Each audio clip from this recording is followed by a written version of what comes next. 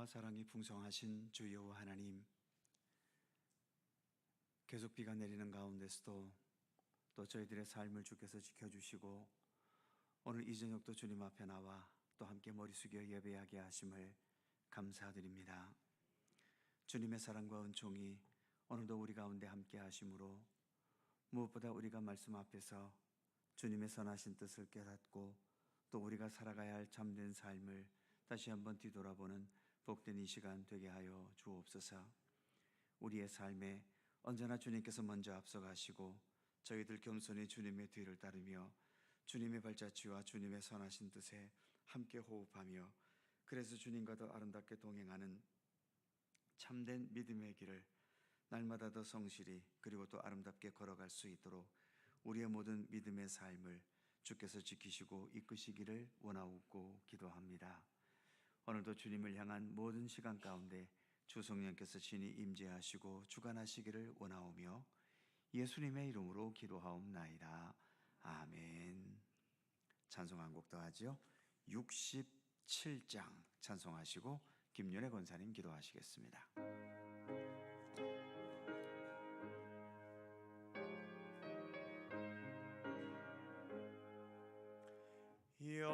영광의 왕께 다 경배하며 그 크신 사랑 늘 찬송하라. 예부터 영원히 전망 되시니 그 영광의 주를 다 찬송하라. 능력과 은혜 다 찬송하라. 그 옷은 햇빛 그 집은 궁창 그늘의 소리로 준호하시고 폭풍의 날개로 달려가신다. 저 아름답고 놀라운 일이 가득한 이 땅 다 주의 조화 그 힘찬 명령에 더 잡히나니 저 푸른 바다는 헛자락이라. 질그릇같이 연약한 인생 주 의지하여 늘 강건하리. 온 백성 지으신 만왕이시니 그 자비 영원히 변함없어라.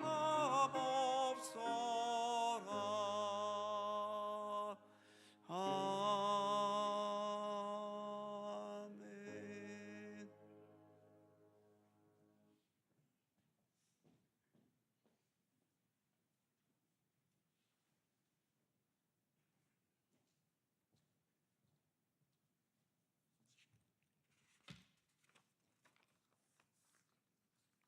사랑과 은혜가 충만하신 하나님 아버지, 오늘 저희의 마음을 모아 주님 앞에 나아갑니다. 이번 추석 명절 동안 가족과 평안히 지낼 수 있었고 주님의 은혜와 사랑을 깊이 느낄 수 있었음을 감사드립니다.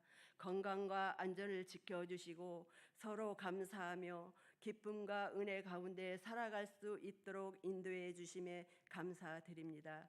특별히 담임 목사님 위해 기도드립니다. 목사님 위에 성령의 기름을 부어주셔서 말씀과 사역을 담대하게 감당할 수 있는 지혜의 능력을 주옵소서. 또한 드보라 찬양대, 박학성 목사님, 성화자 전도사님 섬김에도 주님의 은혜와 능력이 함께 하셔서 기쁨의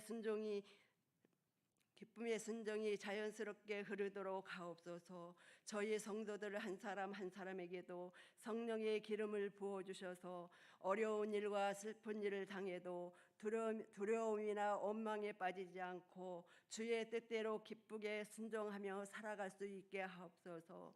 이번 주일 정교인이 함께 떠나는 야유회에도 주님이 함께 하시어 모든 여정이 안전하게 진행되게 하시고 사고나 다치지 않게 지켜주시어 즐겁고 은혜로운 시간이 되게 하옵소서. 오늘 드리는 감사의 기도에 모든 시간을 통하여 저희 마음을 주님께 가까워지도록 하옵소서. 예수 그리스도의 이름으로 기도드립니다. 아멘.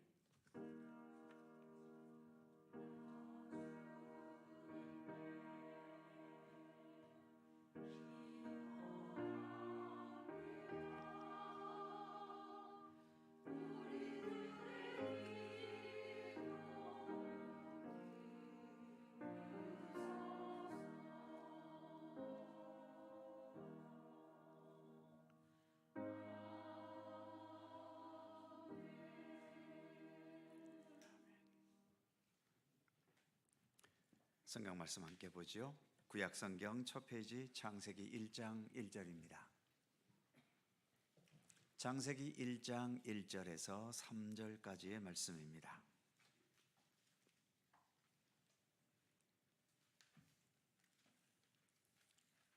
창세기 1장 1절에서 3절까지의 말씀 다 함께 한 목소리로 봉독합니다. 시작. 태초에 하나님이 천지를 창조하시니라. 땅이 혼돈하고 공허하며 흑암이 깊음 위에 있고 하나님의 영은 수면 위에 운행하시니라. 하나님이 이르시되 빛이 있으라 하시니 빛이 있었고. 아멘. 오늘도 이 말씀 속에서 주님의 크신 은혜가 함께 하실 것을 믿습니다. 드보라 찬양대 찬양합니다.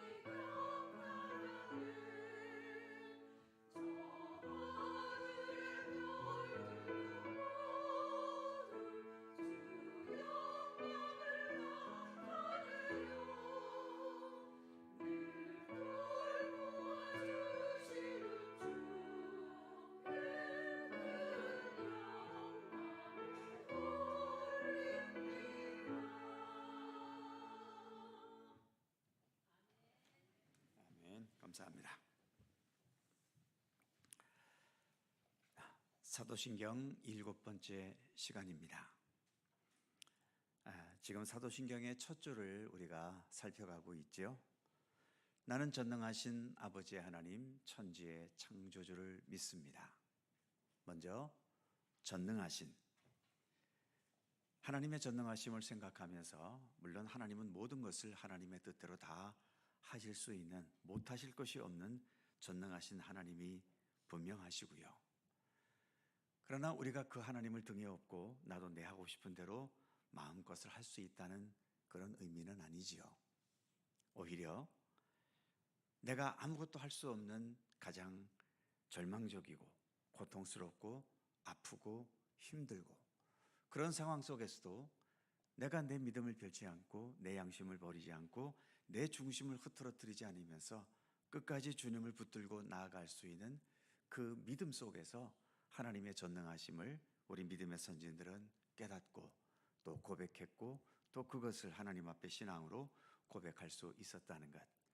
그래서 사도신경은 어디 좋은 환경 속에서 편안하게 있을 때 나온 고백이기보다는 정말 믿기 힘들었던, 믿으면 바로 죽음이고 또 고문이고 감옥에 갇히고 그런 위험 속에서 오히려 우리는 그러한 가운데서도 내가 내 믿음을 이렇게 지켜갈 수 있다는 사실에서 나로 하여금 이 믿음을 지켜가시게 하시는 하나님, 이런 악한 세상 속에서도 악과 함께 살아가지 않고 하나님의 선하심을 붙들고 살아갈 수 있도록 이끄시는 하나님, 그 하나님에게서 전능하신 하나님을 보고 깨닫고 경험할 수 있었다는 거죠.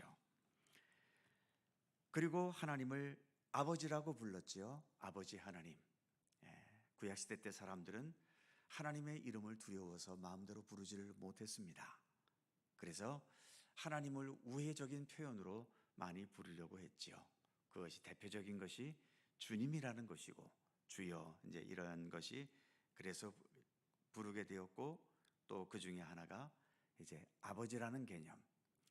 그 당시는 남성 중심의 사회였기 때문에 어머니의 개념보다는 하나님을 나타낼 수 있는 개념으로는 아버지가 좀 더 적절했기 때문에 그것이 오늘날까지 하나님을 부를 때에 아버지라고 부르게 되는 거지요.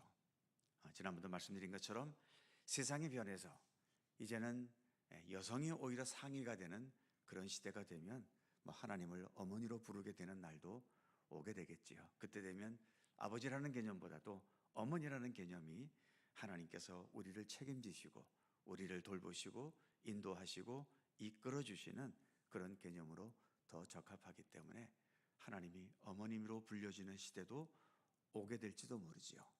여성분들이 분발하셔서 그런 세상을 한번 만들어 가시는 것도 좋을 듯 싶습니다.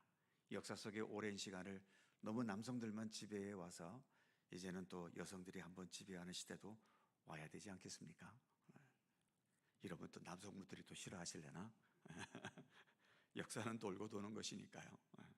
자, 어찌됐든 그래서 아버지는 한 가정을 책임지고 돌보고 또 하나님이라고 하는 여호와라고 하는 그 너무 높고 위대하신 그분하고는 너무 우리하고는 거리가 멀게 느껴지니까 우리와 언제나 함께 있는, 집에 들어가면 볼 수 있는 그런 아버지로 하나님을 표현했고, 심지어 예수님께서는 그 마지막 겟세마네 동산에서 기도하실 때에 하나님을 아바, 아버지라고 부르실 만큼, 아바라고 하는 것은 아빠라는 뜻과 똑같다고 그랬지요. 그리고 로마서에서 사도 바울도 우리가 아빠, 아버지라 부르짖느니라 그렇게 말하면서 아버지보다도 훨씬 더 가까운 의미의 아빠라는 용어까지도 썼다라고 하는 것을 우리가 살펴보았습니다. 자, 오늘은 그 다음 부분, 나는 전능하신 아버지 하나님, 천지의 창조주를 믿습니다. 천지의 창조주에 대한 고백을 살펴보려고 합니다. 유인물에 보시면 제목에 가로 1번을 쳐놨으니까 앞으로 2번까지 갈지 3번까지 갈지 모르지만 아무튼 한 3번 정도까지는 갈 것 같습니다. 천지의 창조주에 대해서 살펴보려고 합니다. 오늘 우리가 본문으로 창세기 1장 1절을 읽었지요. 성경을 읽지 않는 분도 창세기 1장 1절 정도는 다 아시는 내용입니다. 태초에 하나님이 천지를 창조하셨다. 이 1장 1절부터 과학을 신봉하는 사람과 우리 믿음의 사람들이 서로 다투게 되지요. 우리는 세상이 하나님에 의해서 창조되었다고 믿고 있고, 또 과학을 추종하는 자들은 과학적으로 볼 때 하나님이 천지를 만들었다는 증거가 없다라고 하면서 부딪힙니다. 특히 학생 때에 학교에서 배우는 과학과 학교에서는 어떤 한 개의 신앙을 강조할 수가 없기 때문에 신앙적인 것을 배제시키니까 결국 과학적인 차원에서 진화론을 가르치고 또 창조에 대해서는 뭐 저절로 이렇게 되었다라고 밖에는 가르치지 못하겠지요. 그래서 아이들이 이렇게 교회에 와서는 하나님이 창조하셨다, 학교에 가서는 저절로 만들어졌다, 이런 이중성에서 고민하고 갈등할 때도 있는 것을 봅니다. 뭐 이 주제는 여러 차례 말씀드렸기 때문에 길게 말씀드릴 것은 없을 것 같고요. 자, 유인물 가로 1번에 보시면 하나님은 보이지 않는 영이시다. 그러니까 하나님은 영이시기 때문에 손으로 만져지거나 눈으로 보거나 귀로 듣거나 어떤 인간이 가지고 있는 그런 감각기관으로 하나님을 이렇게 인식하게 될 수는 없다는 거지요. 그 존재를 설명하거나 증명할 수가 없는 분입니다. 우리 인간이 가지고 있는 과학적인 능력은 눈에 보이든지 소리가 들리든지 아니면 만져지든지 아니면 눈에 보이지 않는 것이라면 그 속성을 숫자로 설명할 수 있는 그런 성격의 것이 되어야 과학은 말할 수 있지요. 예를 들면 소리는 귀에 들리지요. 반면에 주파수라는 것이 있습니다. 예를 들면 우리가 휴대폰을 다 쓰잖아요. 휴대폰은 공중에 떠다니는 전파를 내 휴대폰이 그 전파를 붙잡아서 그것을 우리 인간이 들을 수 있는 소리로 변환시켜 주기 때문에 우리가 휴대폰으로 이렇게 통화를 할 수 있는 겁니다. 지금도 이 공중에는 무수한 전파들이 돌아다니지요. 근데 이 전파는 눈에 보이지 않잖아요. 그런데 이 전파는 주파수라는 것이 있습니다. 그러니까 이 떠돌아다니는 이 전파를 숫자로 표현할 수 있는 거지요. 그러니까 보이지 않아도 과학은 이런 주파수, 전파, 여러 파장 이러한 것을 분석하고 설명하고 말할 수 있는 겁니다. 그런데 우리 하나님은 보이지도 않지만 그런 어떤 파장이나 입자나 이러한 것도 없는 분이시기 때문에 과학적으로는 도저히 설명하는 것이 불가능합니다. 그러니까 과학적으로는 많은 사람들이 과학적으로는 하나님이 없다라고 말하는데 더 정확한 표현은 과학은 하나님에 대해 말할 수 없습니다. 그 속성상. 다시 말씀드리면 과학은 하나님이 있다라는 것을 증명하지도 못하지만 하나님이 없다라고 하는 것도 증명 못합니다. 그렇기 때문에 일단 하나님의 존재 그리고 하나님께서 창조하셨다는 것을 자꾸 과학적인 것과 연계시켜서 말하고 설명하고 이해하려 하는 것은 이치에 맞지도 않고 또 그것이 설명도 말도 될 수 없는 것이다 라고 하는 것을 인식하셨으면 좋겠어요. 그러니까 이 창조에 대해서 자꾸 과학적으로 따지고 드는 사람과는 대화하는 그 자체가 별로 의미가 없습니다. 자, 두 번째 가로 보실까요? 2번 보시면 그러므로 하나님의 창조 역사도 과학으로 설명될 수 없다. 즉 하나님의 창조는 과학의 영역이 아니다라고 하는 거죠. 그 밑에 첫 번째 동그라미를 뭐라고 적어놨냐 하면 창조의 광경을 직접 본다 해도, 즉 예를 들어서 누군가가 타임머신을 발명해서 타임머신을 타고 하나님께서 태초의 천지를 창조하셨던 그 시점으로 돌아가서 세상 만물이 창조되는 광경을 비디오로 찍었다고 해보지요. 그러면 하나님의 창조가 증명될까요? 과학적으로? 증명될 수가 없습니다. 왜냐하면 하나님은 어떤 분이시라고요? 영이십니다. 눈에 보이질 않아요.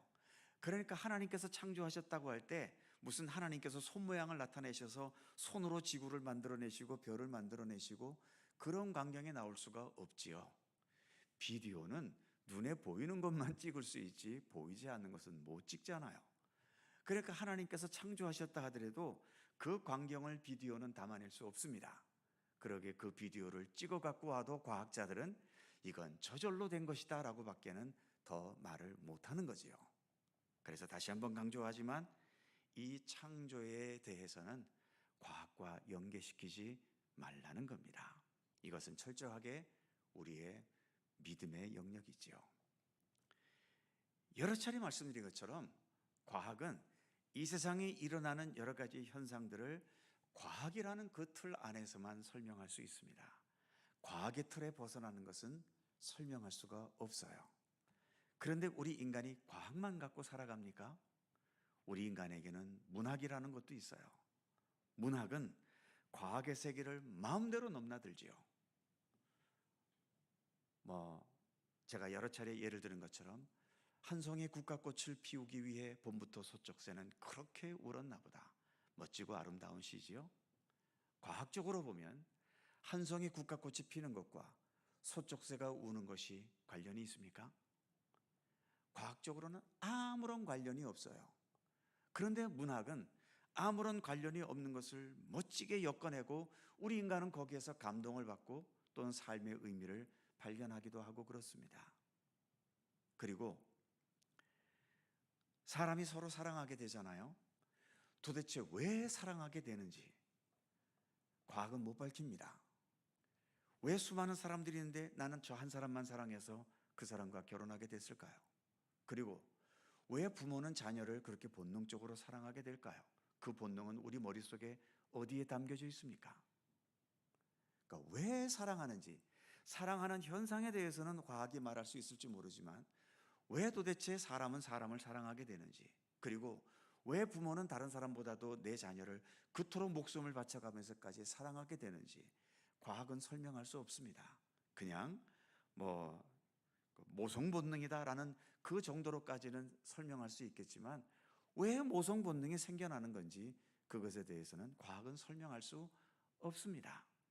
그렇기 때문에 과학을 너무 신봉하지 마시고, 물론 과학 그 자체로는 그 자체 안에서 여러 가지 올바른 사실들을 말하고 있겠지만 과학이 우리의 삶의 모든 영역을 다 설명할 수는 없다는 거죠. 하물며 이 피조물 세계 속에서 온 우주 만물을 창조하신 하나님에 대한 것을 과학이 설명할 수 있다? 그 설명은 극히 미비한 부분밖에는 설명을 못하고요, 과학을 뛰어넘는 수많은 영역들이 우리 하나님 안에는 존재하고 있고, 그래서 하나님에 대해서는, 그리고 하나님께서 행하신 일에 대해서는 과학이나 다른 어떤 학문이 아닌 바로 우리의 믿음, 하나님을 향한 신뢰, 하나님께서 행하셨다라고 하는 것에 대한 어떤 그 신앙적인 그 경험, 이러한 것들을 통해서 우리는 하나님에 대해서 말할 수 있고 알 수 있고 이해하게 되는 거죠. 그리고 세상이 또는 과학이나 하나님을 믿지 않으려 하는 사람들이 하나님의 창조를 끝까지 부인할 수밖에 없는 이유가 있지요. 왜 그런가 하면 하나님께서 창조하셨다는 것이 과학적으로 증명이 되거나 또 하나님 창조하셨다는 것이 맞다라고 하는 것을 100% 증명해낸다면 믿어야지요. 하나님께서 창조하셨다는 것이 증명이 됐는데 안 믿으면 되겠습니까? 그러니까 믿지 않으려 하는 사람들은 하나님의 창조가 증명되었다 하더라도 받아들이질 않습니다. 그렇기 때문에 창조를 부인하는 사람들과 굳이 이것에 대해서 논쟁하거나 다투거나 그럴 필요는 없습니다. 우리는 오로지 믿음으로 받아들이는 거죠. 그래서 그 다음 두 번째 동그라미 보시면, 그러므로 창조는 과학으로 설명하려 해서는 안 되고 믿음의 영역이기 때문에 믿음으로만 받아들이고, 믿음으로 받아들인다는 것은 그 의미에 더 중점을 두는 거지요. 하나님께서 창조하셨다는 것은 이 세상이 만들어진 그 정보를 우리에게 주려는 의도는 아닙니다. 그것을 뛰어넘어서 하나님께서 창조하셨다는 이 사실 속에서 우리에게 주시는 소중한 메시지들이 있고 소중한 생명의 의미가 있다는 거죠. 우리는 그것을 더 깨닫고 발견하고 그것을 통해서 하나님의 창조의 역사를 더 깊이 신뢰해가는 우리가 되어야 하는 거죠. 그렇다면 그 다음 두 번째로 넘어가서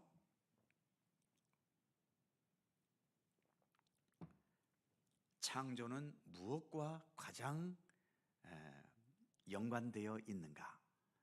이번의 제목을 보면 창조를 경험한다는 것은 곧 생명을 경험하는 것이다 라고 하는 거죠.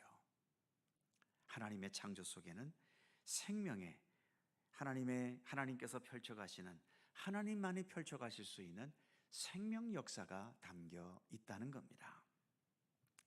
그 밑에 가로 1번에 보시면 창조의 최고의 정점, 하나님께서 첫날 빛이 있으라 하심에 빛이 있었고, 빛을 창조하는 것부터 시작해서 셋째, 넷째, 다섯, 여섯째 날까지 창조하셨고, 마지막 여섯째 날에 여러 생물들을, 물론 그 중간중간에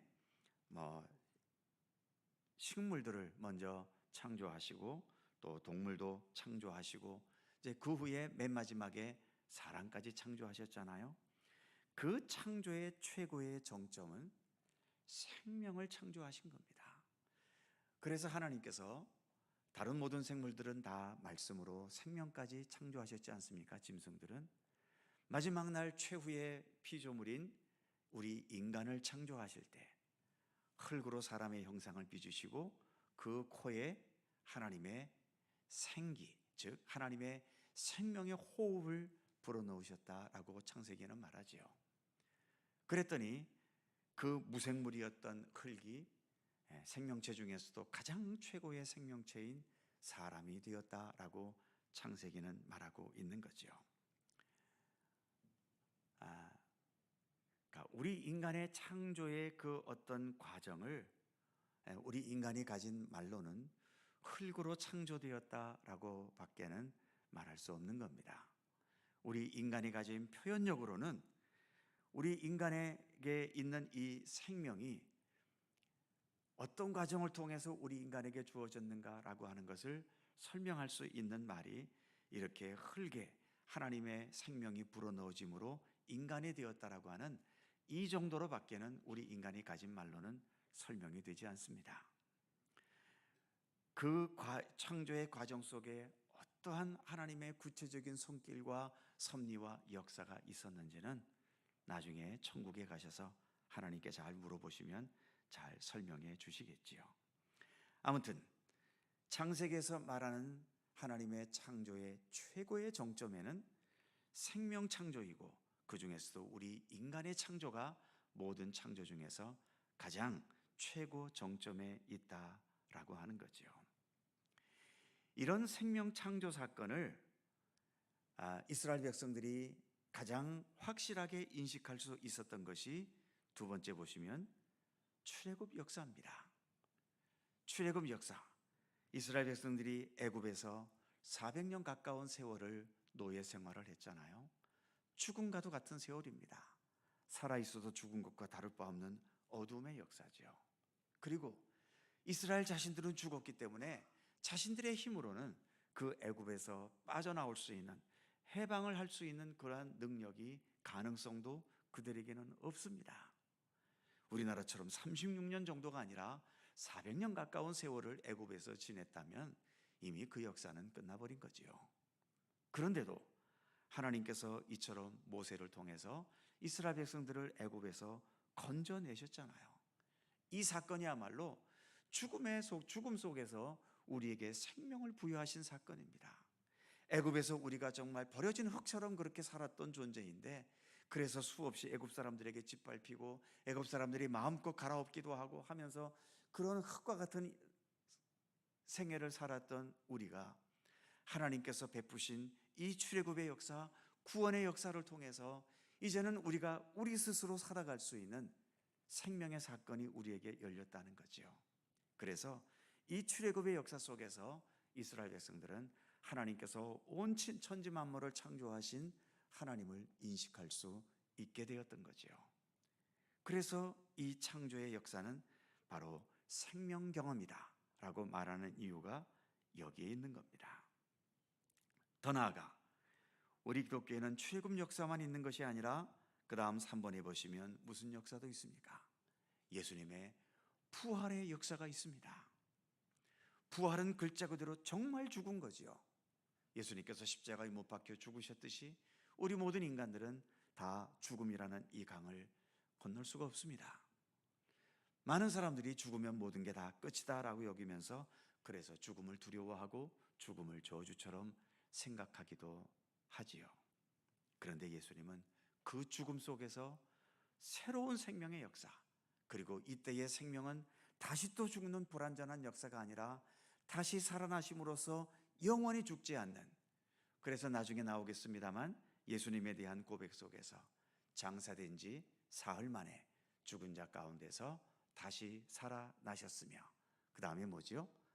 하늘에 오르시어 전능하신 아버지 하나님 우편에 앉아 계시다가, 그러니까 예수님은 부활하시고 또 때가 되셔서 다시 죽으신 것이 아니라 하늘에 오르시어 전능하신 아버지 하나님 우편에 앉아 계시다. 그러니까 예수님께서 가지신 부활의 생명은 역사 속에서 죽었다가 다시 살아난 몇몇 사람들의 그 생명과는 차원이 다른 겁니다. 예를 들면 죽은 나사로가 예수님께서 그 무덤에 가셔서 나사로야 나오너라 하니까 그 죽은 지 나흘이나 지나서 냄새까지 났던 그 시신이 다시금 생명체로 돌아와서 살아났지 않습니까? 어떤 사람들은 이것도 부활이다라고 말하는데, 물론 죽었다가 다시 살아났으니까 부활이라고 말은 하겠지만 예수님의 부활과는 전적으로 다릅니다. 왜냐하면 나사로는 죽었다가 살아났어도 때가 되어서 또다시 죽었으니까요. 늙어서 죽었는지 또 병들어 죽었는지 알 수는 없지만 또 죽었잖아요. 그러나 우리 예수님은 다시 죽지 않으셨습니다. 그러니까 예수님께서 지니신 부활의 생명은 완전한 생명이라고 하는 거죠. 그렇기 때문에 오늘 태초에 하나님께서 아무것도 없던 것에서 천지를 창조하시고 또 귀한 생명체를 창조하신 이 모든 창조의 사건은 바로 생명 사건이고, 우리가 이처럼 하나님께서 행해 가시는 이 생명의 사건을 경험할 때에 우리는 하나님의 창조의 역사도 같이 경험하고 있는 것이다 라고 말할 수 있는 거죠. 그 외에도 4번에 보시면 여러 기적 사건들, 특히 예수님께서 행하신 기적 사건 중에 가장 많은 기적이 병든 자들을 고치셨던 거죠. 특히 나병 환자라든지 또 그 당시에는 의료가 의학이 발전되지 않았으니까 지금으로서는 아무것도 아닌 병에도 그 당시에는 많이들 죽어갔지 않습니까?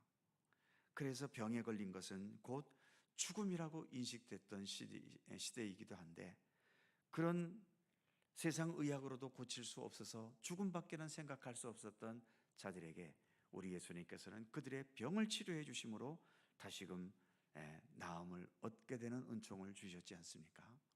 그래서 그 당시에 그런 치유의 기적을 경험했던 사람들은 단지 내 병이 나았다는 그 경험뿐만 아니라 죽었던 내가 다시 살아났다라고 하는 생명 사건으로 그들은 경험될 수 있었다는 거죠.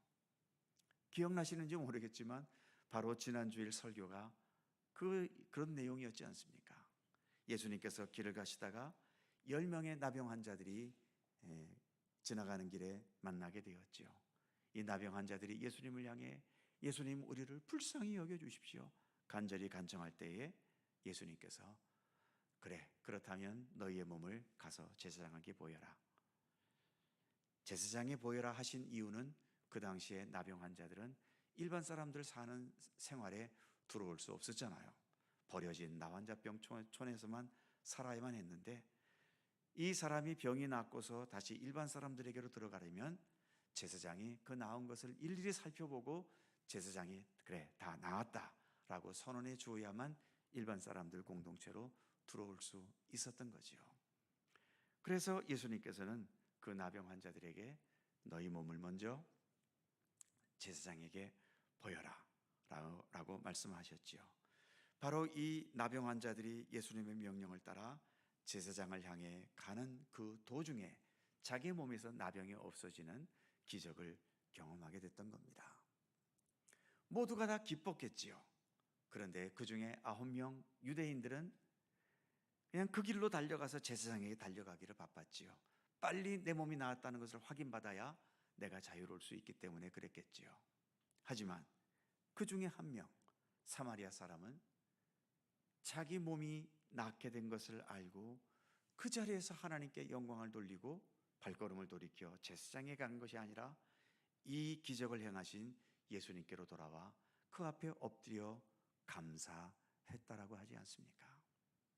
그럼 제사장에게 달려간 9명과 하나님께 영광을 돌리고 예수님 앞에 나온 이 한 사람 사마리아 사람의 차이점은 무엇일까요?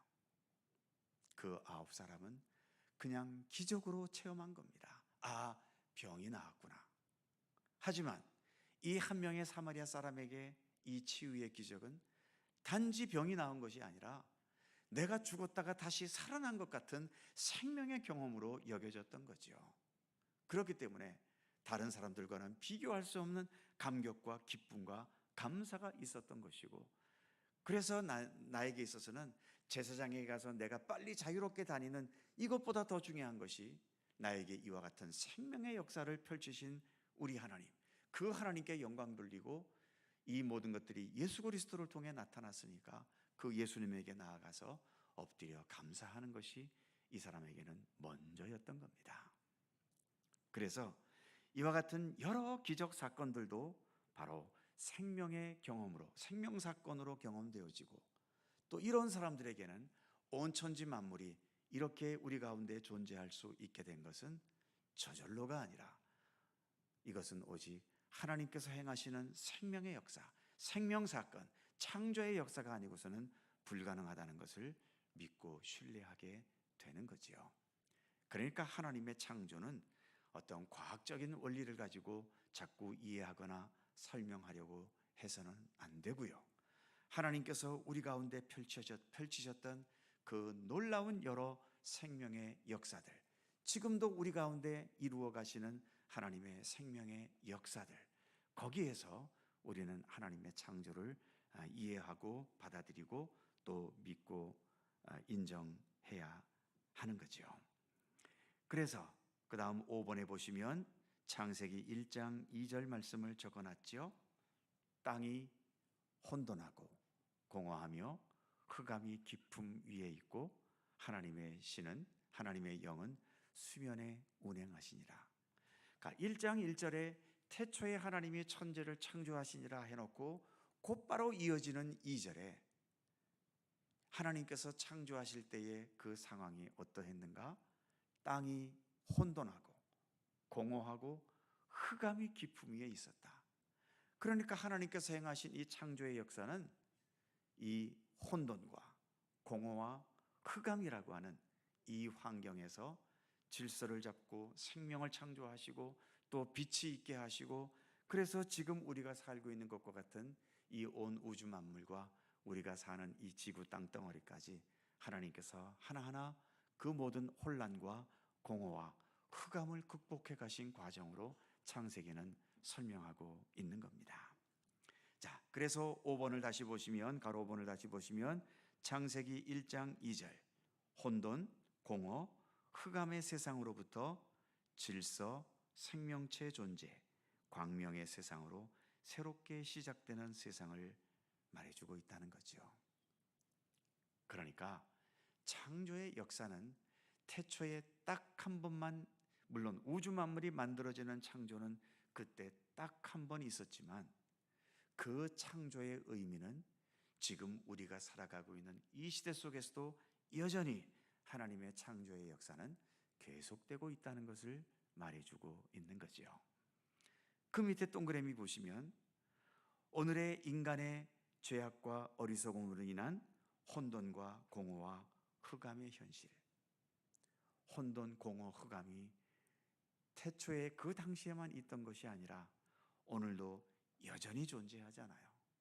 우리 인간들이 저지르는 어리석음과 죄악과 무지와 또 어두운 삶, 여기에서 발생하는 수많은 혼돈과 공허와 흑암의 현실이 있습니다. 하루도 세상에 조용할 날이 없지 않습니까? 그렇지 않아도 시끄러운 이 나라에 이제는 국감까지 해가면서 또 전쟁의 분위기를 또 만들어내고 있습니다. 세상도, 세계도 조용한 적은 없었지만 아무튼 계속적인 전쟁, 하마스와 이스라엘이 휴전협정을 하면서 인질도 교환되고 그랬다고 합니다만, 또 불행한 것은 하마스 안에서 자기들끼리 또 총격전이 벌어지고 있지요. 이스라엘을 도왔던, 이스라엘에게 무릎 꿇었던 그런 자들을 또 척결한다고 하면서 자기들 안에서 또 총격전이 벌어지고 있는 것을 봅니다. 좀처럼 세상은 조용할 수가 없지요. 또 우리나라도 지금 무역 관세 때문에 지금 한참 긴장하고 이 풀어가야 할 참 심각한 상황 속에 놓여 있습니다만, 어쨌든 지금 이 세상 이렇게 과학이 발전하고 경제가 발전하고 세상이 얼마나 좋아졌는지는 모르지만 여전히 혼돈과 공허와 흑암은 여전히 존재합니다. 그러기에 하나님의 창조의 역사는 지금 이 시대에도 여전히 필요한 거지요. 그래서 그 동그라미를 다시 보시면 오늘의 인간의 죄악과 어리석음으로 인한 혼돈과 공허와 흑암의 현실을 인정하면서 하나님의 창조의 손길을 계속 추구하며 간구해야 한다는 것입니다.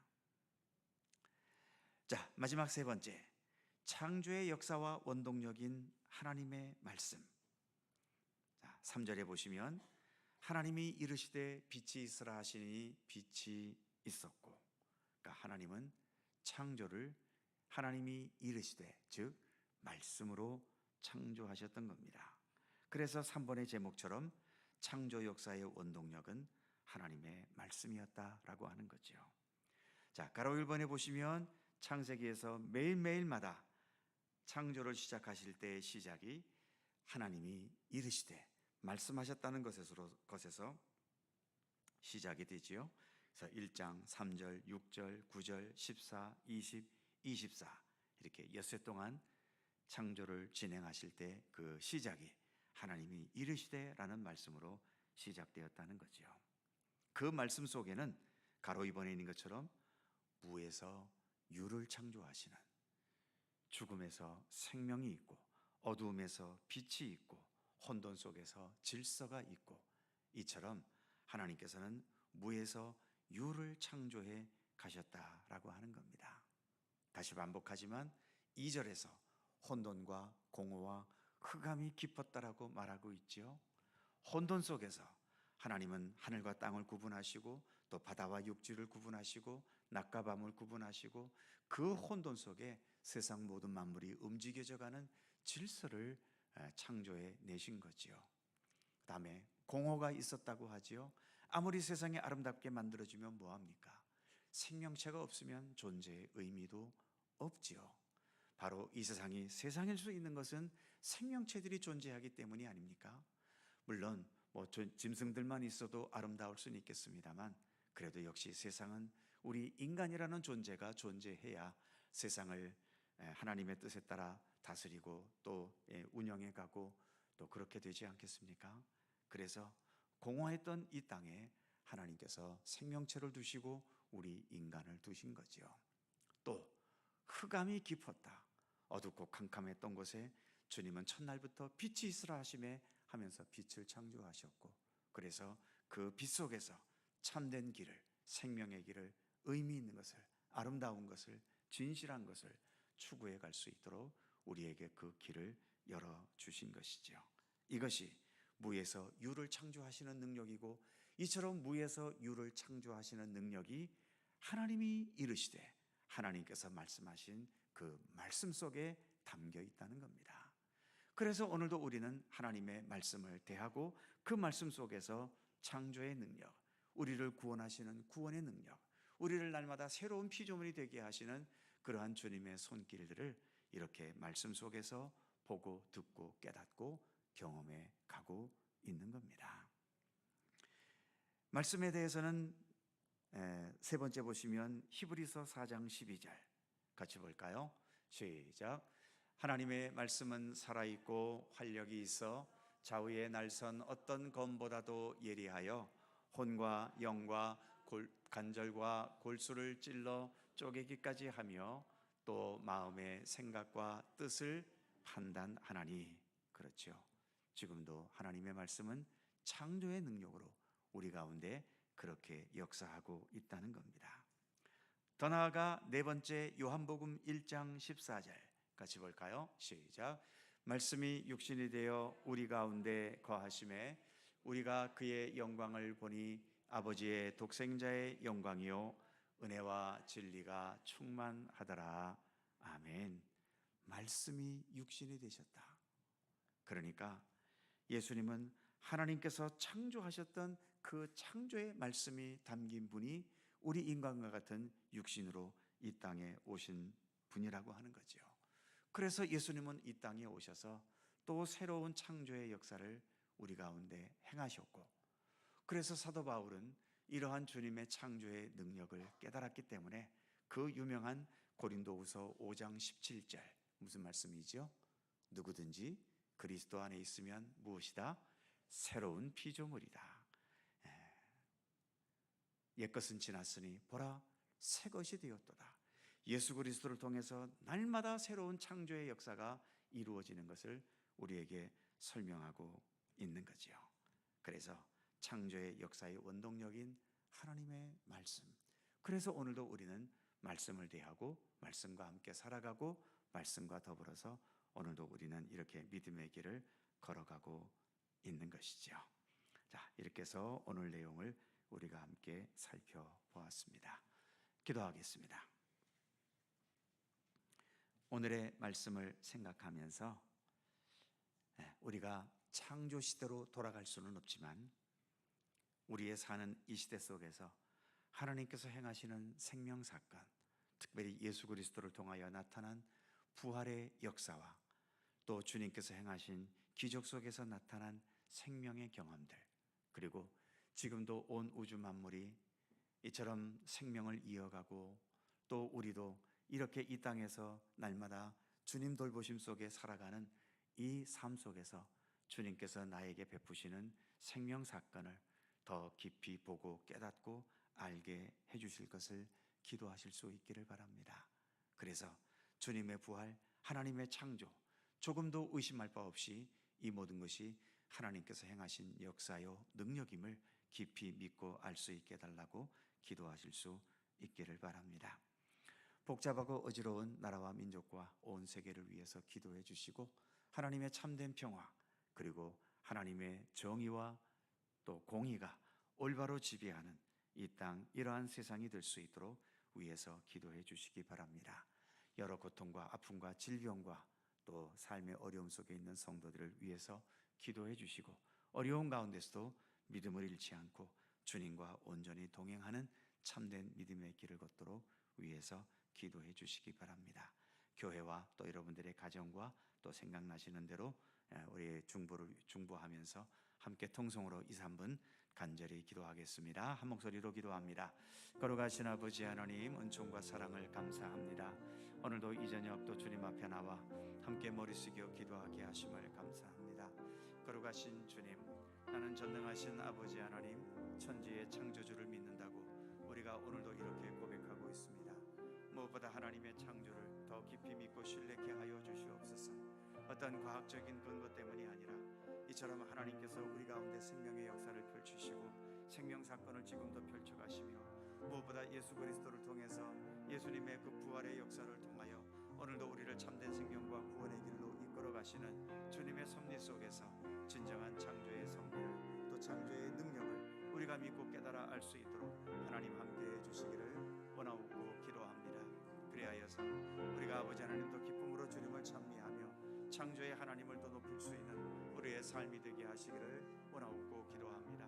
오늘도 이 나라와 이 민족을 지켜주시고 온 세계 위에 함께 하셔서 분쟁과 다툼과 분열과 전쟁과 이 모든 갈등과 아버지 하나님 이기적인 모든 욕망들을 좀 더 내려놓고 좀 더 주 안에서 평화와 정의와 또 주님의 참된 손길이 함께하는 세상을 함께 만들어갈 수 있는 지혜를 이 땅 모든 사람들에게 허락하시기를 주님 원하옵고 기도합니다. 하나님의 나라가 오게 하시며 아버지의 뜻이 이 땅에 이루어지게 해달라는 주기도의 기도와 같이 진정 주님의 나라가 우리 가운데 임하시기를 원하옵고 기도합니다. 여러 고통과 아픔 속에 있는 성도들 주님 위로하시고 치료하시고 주님의 권능과 자비로 붙들어 주시기를 원하옵고 기도합니다. 힘들고 험한 세상을 살아가지만 우리의 주님께서 우리와 동행하시고 창조의 권능과 능력으로 오늘도 우리의 삶을 결국은 합력하여 선을 이루실 것을 믿고 신뢰케 하여 주옵소서. 그리하여 아버지 하나님 우리의 모든 삶에서 오직 하나님의 영광만 나타내며 주님의 뜻만을 이루어가는 우리들의 삶이 되도록 도우시기를 주님 원하옵습니다.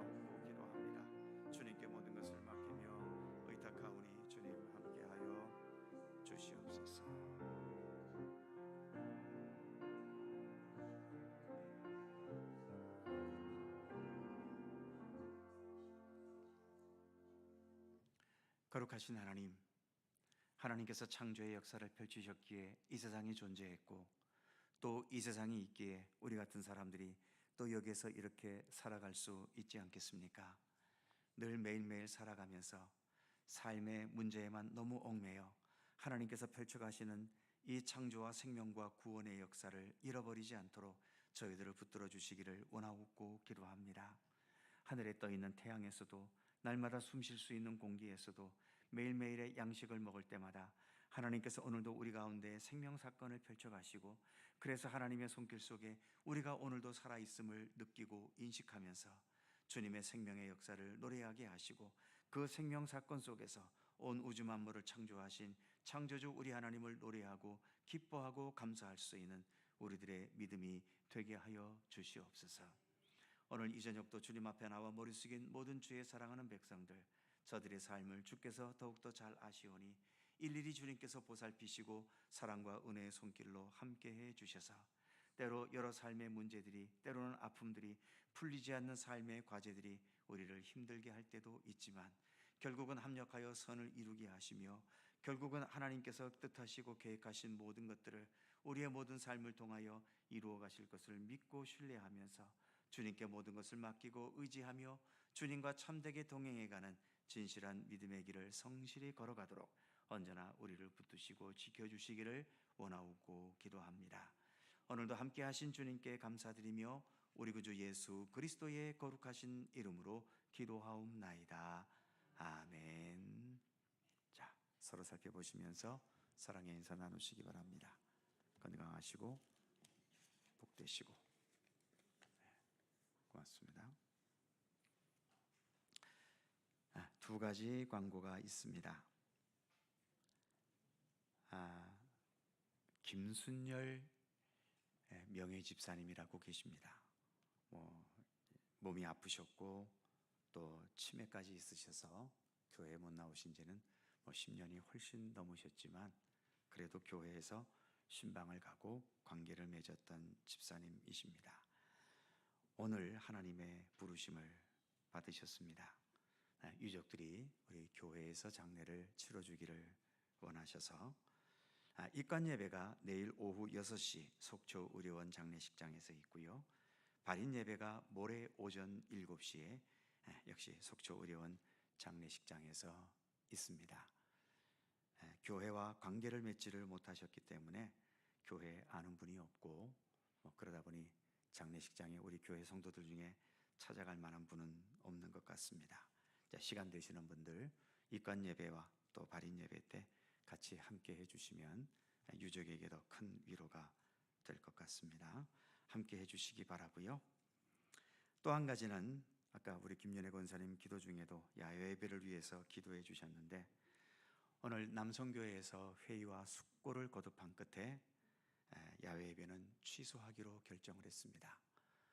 왜냐하면 일기예보상으로 토요일까지 비가 오는 것으로 되어 있고 어떤 예보에서는 주일까지도 비가 온다고 되어 있는데 토요일까지 비가 와버리면 그 예배하는 장소에서 정리를 못하고 준비를 못한답니다. 그러기도 하거니와 또 주일날에 다 휴대폰 앱으로 일기예보를 보시면 아시겠지만 대단히 춥습니다. 비가 내리면서 또 온도가 확 내려가 버려서 우리가 야외 활동하기에도 추울 만큼 온도가 내려가는 것으로 예보되어 있기 때문에 그래서 부득불 괜히 모험하면서 가기보다는 안정되게 취소하는 것이 좋겠다 해서 이번 야외 예배는 취소하기로 결정했습니다. 자세한 내용을 문자로 보내긴 하겠습니다만 그렇게 미리 알아두시면 좋겠고요. 그래서 오는 주일은 정상적으로 다른 주일 예배와 똑같이 정상적으로 2부, 3부 예배 드리도록 하겠습니다. 오후 예배까지도요. 그렇게 아시기를 바랍니다. 찬송가 77장, 어떻게 77장으로 되어 있지? 79장을 내가 했었는데 아무튼 77장 되어 있으니까요. 1절만 함께 부르시고 주님 가르쳐 주신 기도하고 마치겠습니다.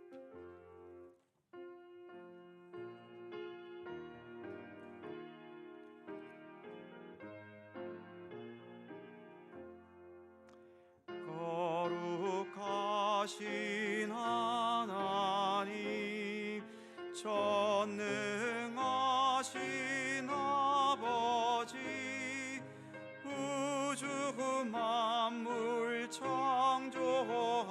하신 살아계신 하나님, 아름다운 세상에 우리 살게 하시니 거룩하신 하나님께 경배 찬양합니다.